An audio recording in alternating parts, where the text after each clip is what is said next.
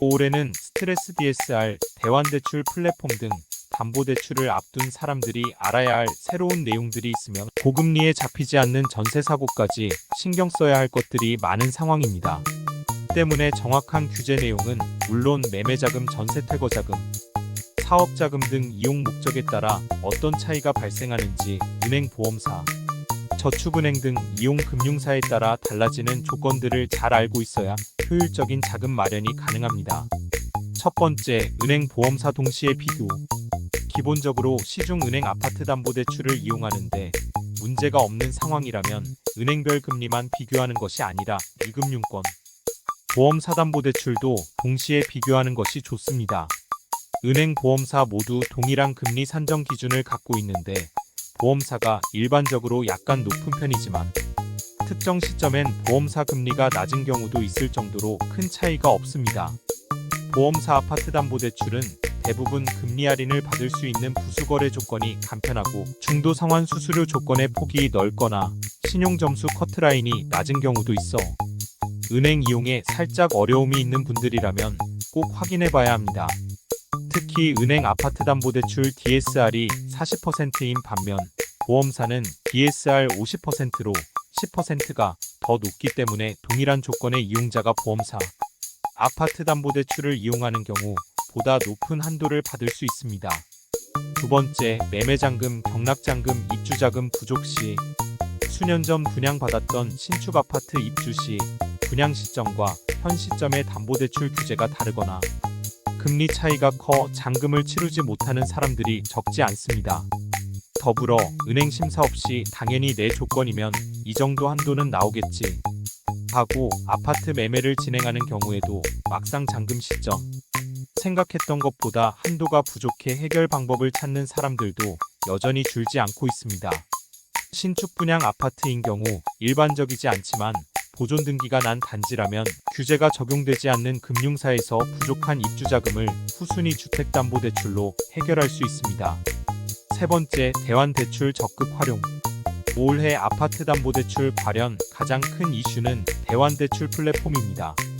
시중은행부터 시작된 이 플랫폼은 매매자금, 전세자금, 신용대출 등으로 점차 확장될 예정이며 금융사들의 참여율도 높아지고 있습니다.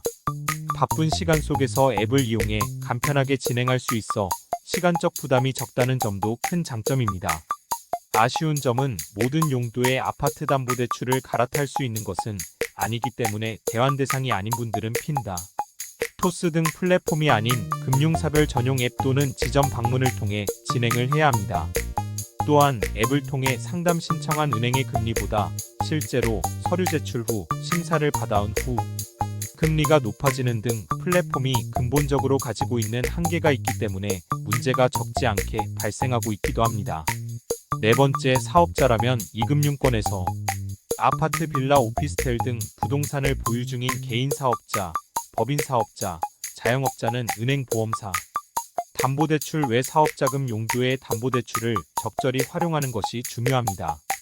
보통 저축은행, 농협, 신협, 새마을금고 등 이금융권에서 찾아볼 수 있는 사업자담보대출은 LTV, DSR에 포함되지 않기 때문에 은행 아파트담보대출에 영향 없이 이용 가능하며 금융사마다 다양한 우대 조건이 있어 내 상황에 잘 맞는 금융사를 찾는다면 효율적으로 자금 활용이 가능합니다.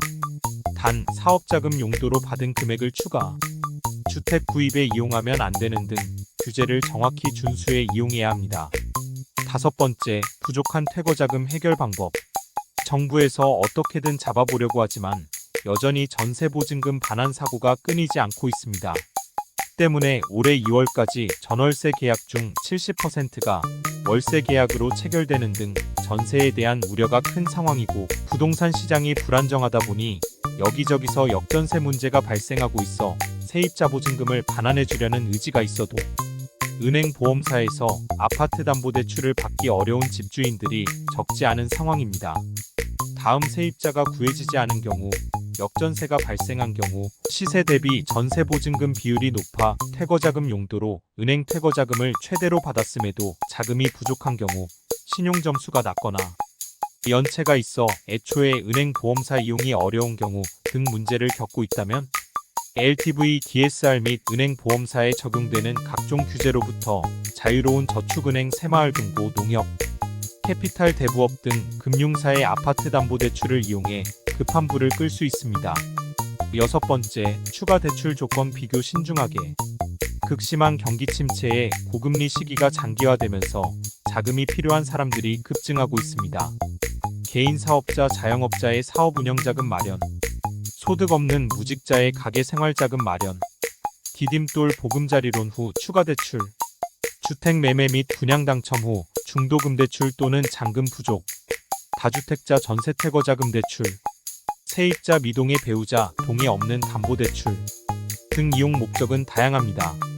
금융사에서 가장 신뢰하는 담보물이 아파트, 빌라, 오피스텔 등 주택인 만큼 보유 중인 주택이 있는 경우 낮은 금리로 자금을 마련하는 것이 가능합니다. 이용 목적뿐만 아니라 차주의 신용점수, 소득, 직업, 부채 현황, 연체 기록 유무, 주택 보유수, 직업 등 여러 세부 조건에 따라서도 이용해야 하는 금융사와 상품이 달라질 수 있기 때문에 아파트 담보대출 추가 이용 시엔 더욱 꼼꼼하게 비교를 해야 합니다. 일곱 번째, 나에게 유리한 아파트 담보대출 이용 방법. 증가하는 가계부채로 부채 관리에 대한 관심이 그 어느 때보다 높은 시기입니다. 동시에 스트레스 DSR, 대환대출 플랫폼, 전세보증금 문제 등 아파트 담보대출 이용 시 주의해야 하는 부분들도 생겨나고 있습니다. 아파트 매매자금, 전세태거자금, 생활안정자금, 사업자금 등 목적으로 담보대출을 이용해야 하는 상황이라면 은행 보험사 이용이 어려워 그 외 2금융권, 3금융권 아파트 담보대출 조건을 비교해야 하는 상황이라면 카카오톡 상담 서비스를 이용해 간편하게 확인할 수 있습니다.